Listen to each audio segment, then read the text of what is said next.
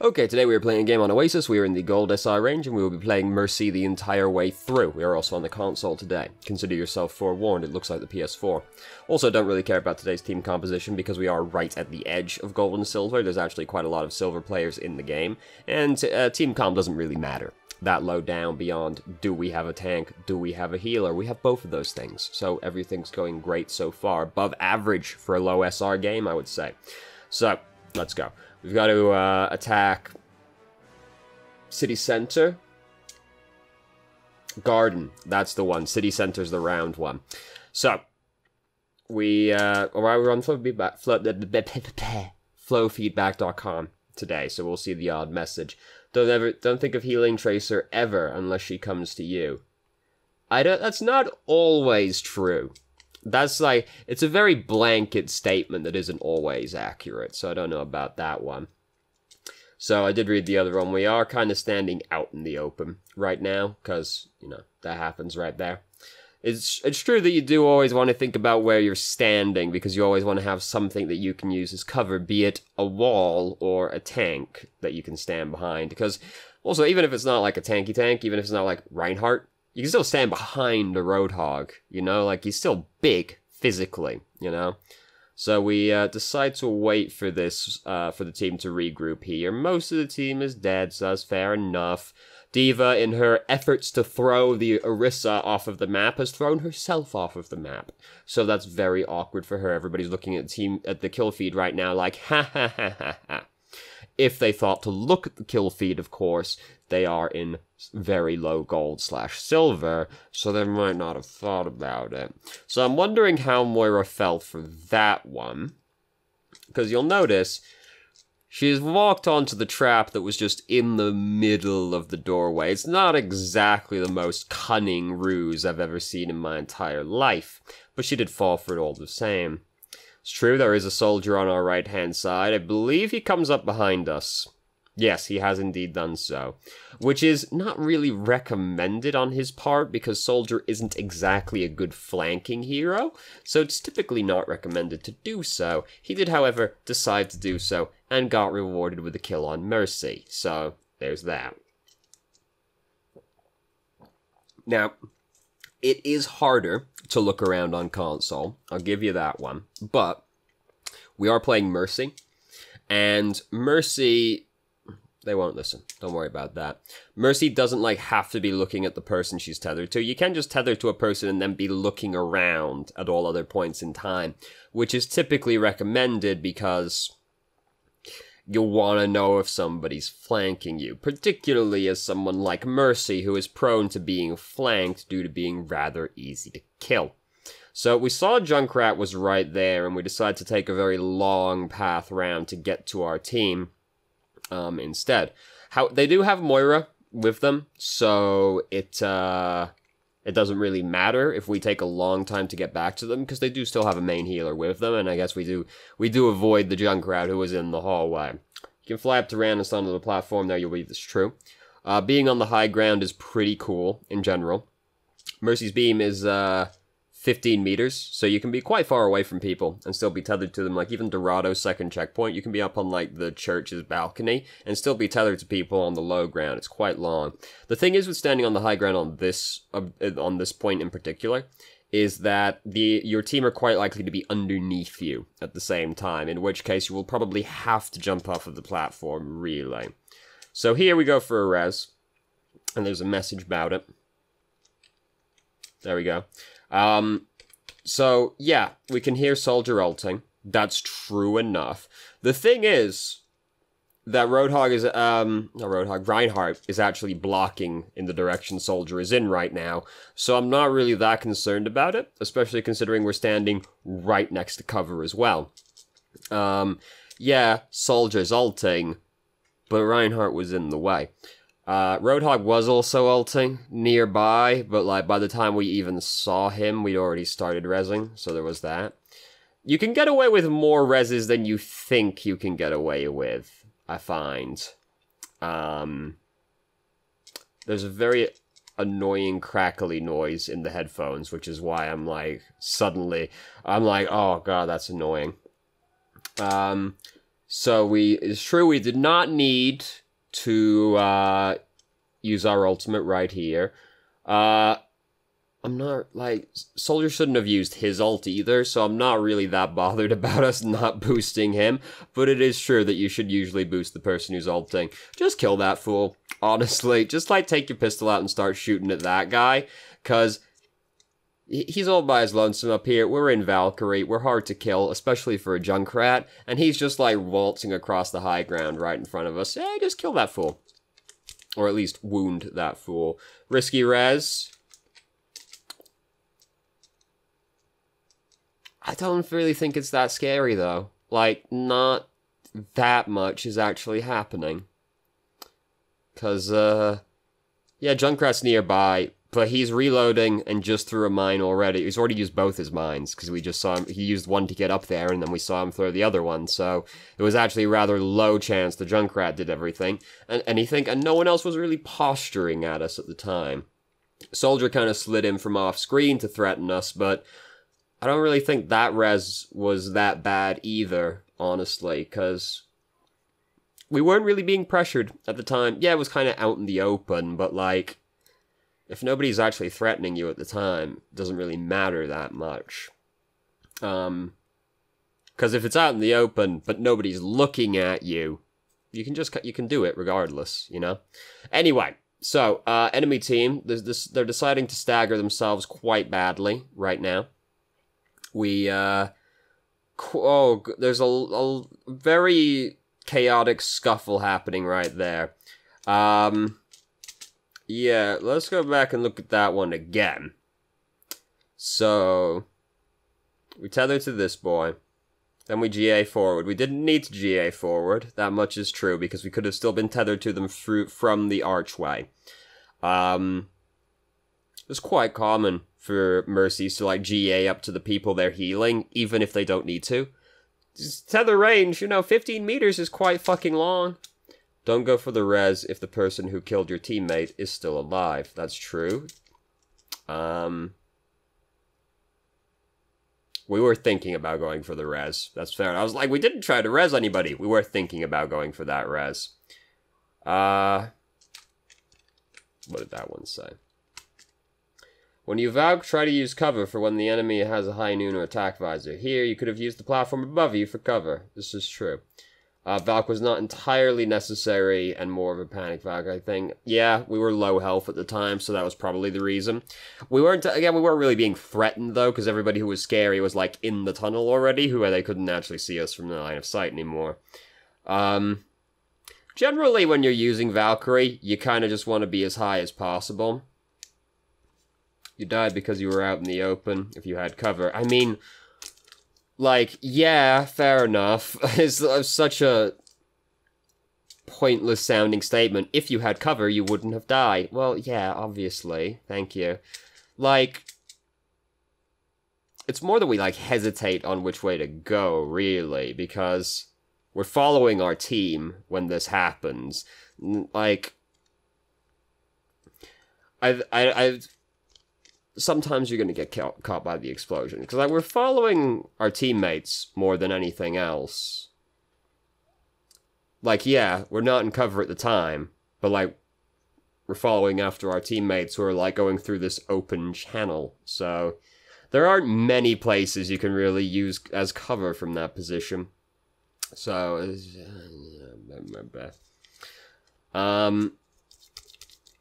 I find people sometimes make statements that are ultimately quite pointless, like, oh, if you had cover, you wouldn't have died. Well, yes, thank you. Thank you very much.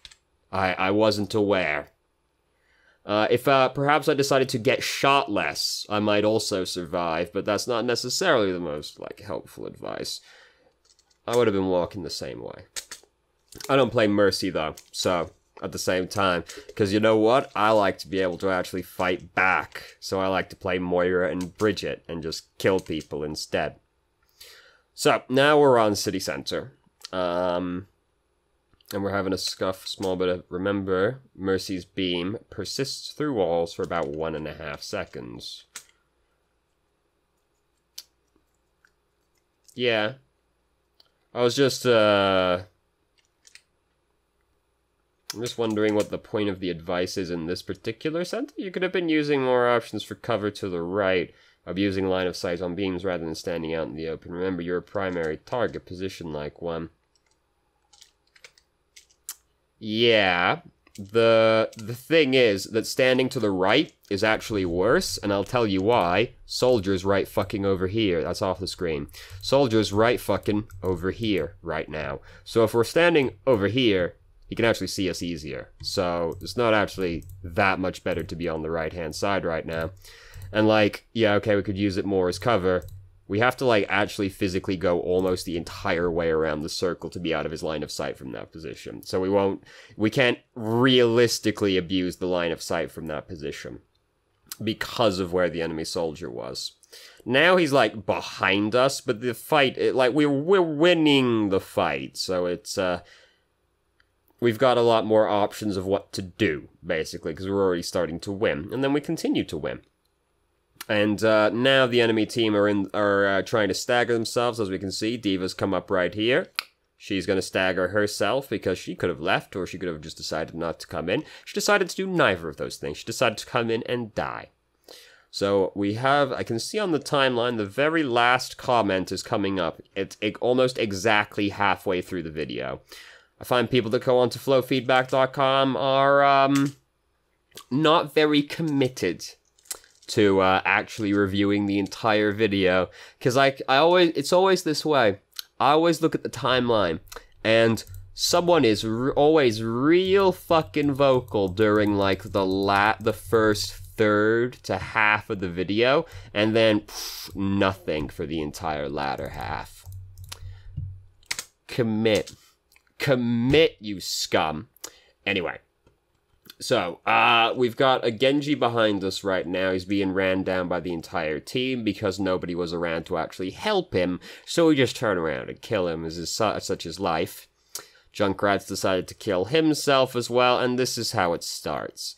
Where, because two people have staggered themselves on their team, which means they don't get to try and do anything for quite a while.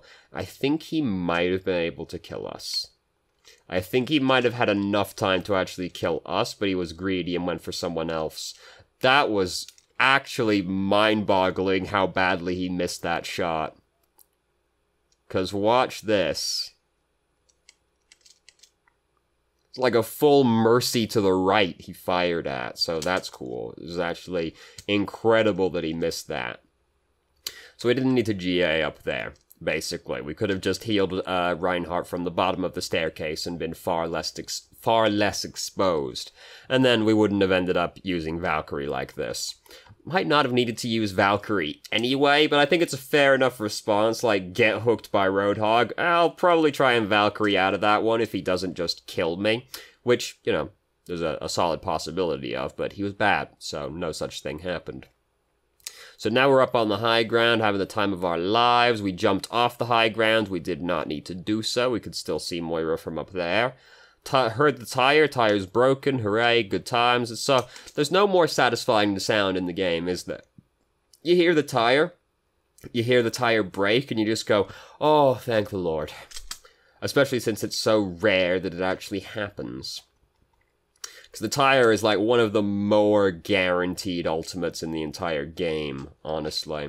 So we were greedy for this. Hold on.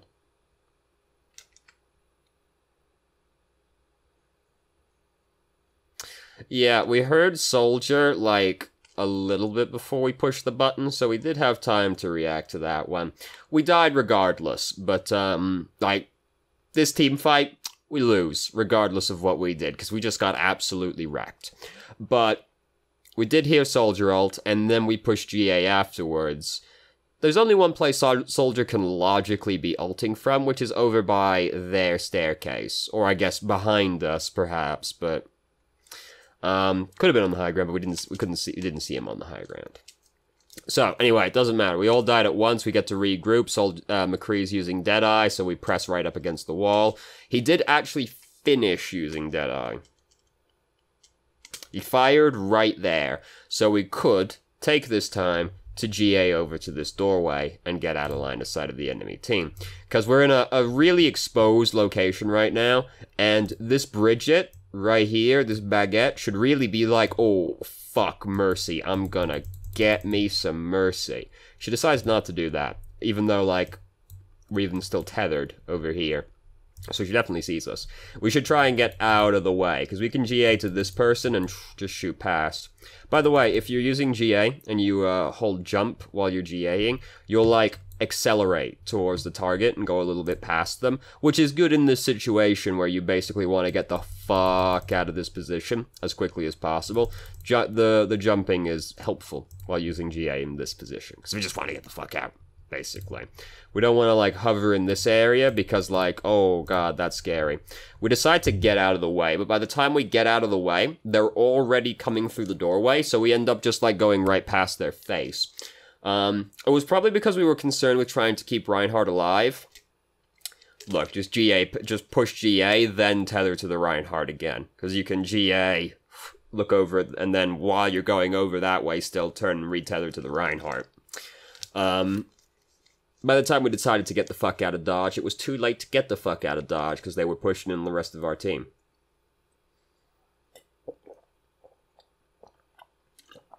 I'm a thirsty boy, okay? So, we've got, Valkyrie right now, so that's cool. This is, like, that's unfortunate. Wow! We lived! How did we live?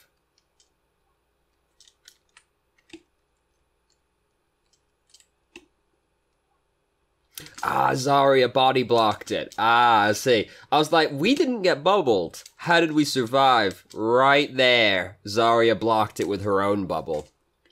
Good job, Zarya. You definitely didn't intend to do that, but good job, Zarya. So, that was unfortunate timing. Sometimes you push res, and that's the exact moment they decide they're going to throw something at you. We managed to live, miraculously enough, but unlucky timing. So I'm going back because I've just heard Junkrat use his ultimate. So what we should do, as soon as we hear it, just break the beam, tuck into the wall.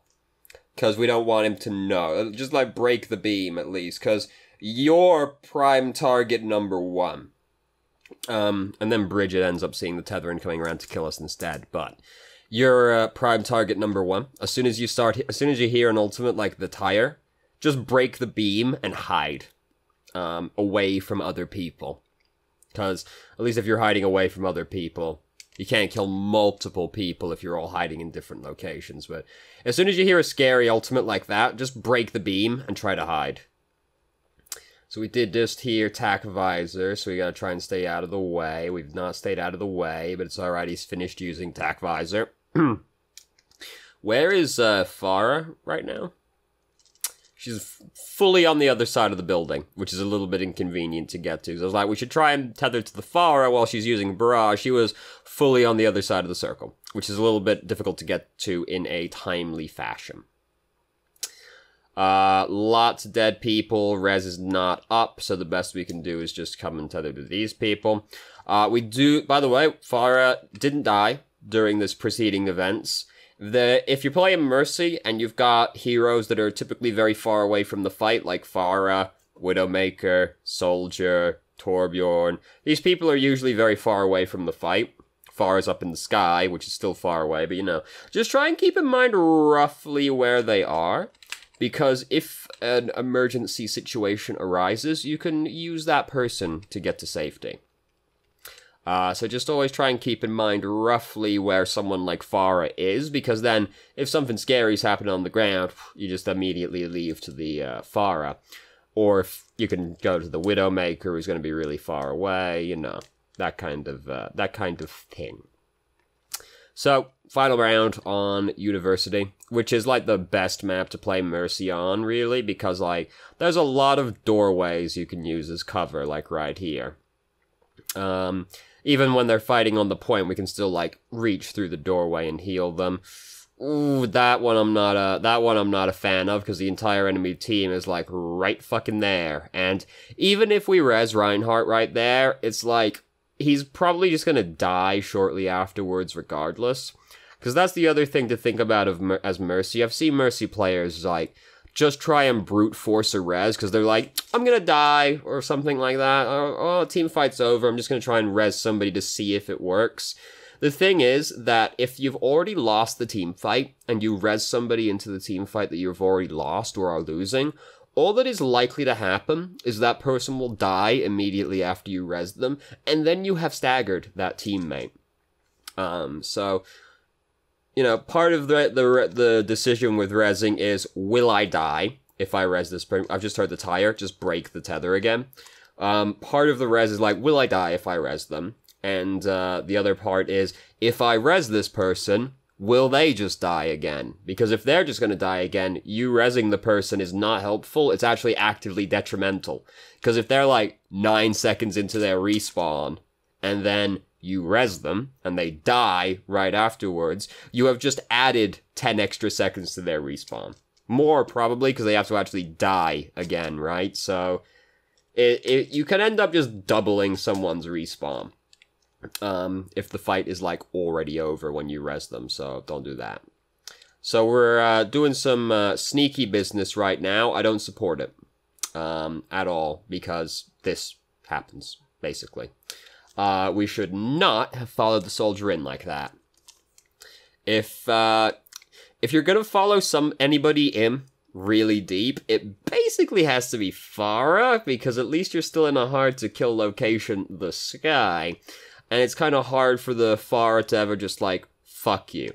If you follow in, like, a soldier like that, like, you don't want to follow somebody who's flanking, ever, really, as Mercy, unless it's Farah. Farah is the exception to the rule. We could have, jumped in the pit on the right-hand side as soon as we figure this guy is starting to come through the doorway. Like, right here, we see he's coming through the doorway, and try and jump in the pit to avoid it, but, like, realistically, we die there regardless. But yeah, if somebody's flanking, don't follow them unless it's Farah. Even if it's Farah, sometimes, like, you don't want to follow them, but, like, Farah's the only, like, person who's flanking you'll ever want to follow, basically. So we have used GA to get back. We didn't really need to float straight onto the point, because there's already people here. Try to res this person, bubble gets put around us. So we are, like, hovering, like, really close to danger. We don't need to be hovering right over the objective, because other people are touching the objective right now. Because, like, timer's about to run out. Yeah. Oh, excuse me, Jesus. But we don't need to be on the point. Other people are on the point. So we can hover more in this area. And the reason to do that is because there's cover here. Oh, 6 green tearing. You see that one? Oh, good heavens.